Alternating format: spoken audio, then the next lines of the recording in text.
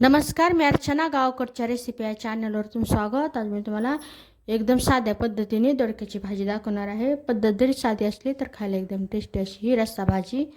तर इथं मी दोडके हा भाग कट करून आणि हा भाग कट करून वरच्या शिरा काढून टाकायच्या आणि शिरा कट केल्यानंतर दोडक्याच्या अशा फोडी करून घ्यायच्या.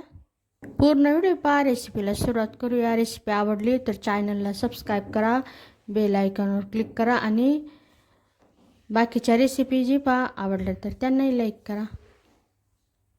भांड्यामध्ये तेलामध्ये लगेच अशा फोडी टाकायच्या.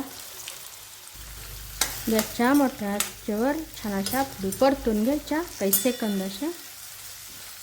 तो कोथिंबीर आणि लसूण बारीक केलेलं परतून घ्यायचं. यामध्ये हळद, घरगुती मसाला व्यवस्थित असं परतून घ्यायचं.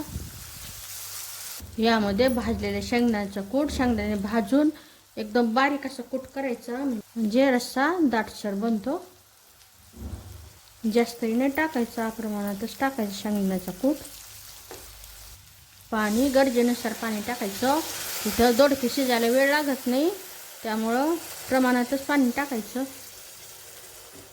पाणी टाकल्यानंतर गॅसची आच वाढवायची. आता चवीनुसार मीठ.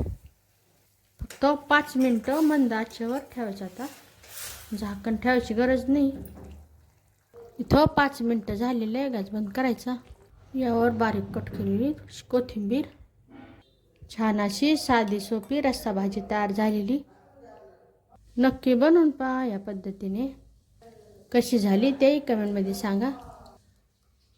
अशा माझ्या साध्या पद्धतीने भाजी बनवून पहा आणि कशी झाली ते कमेंटमध्ये नक्की सांगा.